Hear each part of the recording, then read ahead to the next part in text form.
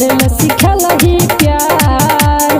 बीच रहिया में छोड़ के हमारा गलती की राह हमार गे दिलवा तोड़ देलही गे नितवा छोड़ देलही गे दिलवा के तोड़ देलही गे नितवा छोड़ देलही। अखिया लड़लही बतिया बरलही करल सिखलही प्यार। बीच रहिया में छोड़ के हमारा गलती की राह हमार गे दिलवा तोड़ देलही गे नितवा छोड़ देलही गे दिलवा के तोड़ देलही गे नितवा छोड़ देलही।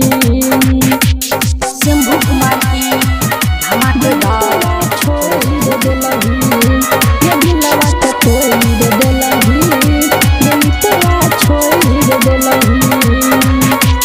डीजे क्रांति गे नितवा छोड़ देलही हे खैया रही क्रिया जान कहियो न भूलइबौ संगे संगे जीबौ हम संगे मर जाइबौ।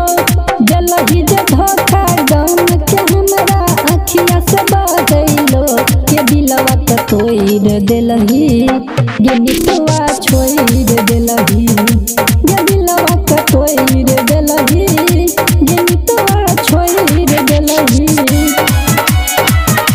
गे नितवा छोड़ देलही गे दिलवा के तोड़ देलही गे नितवा छोड़ देलही।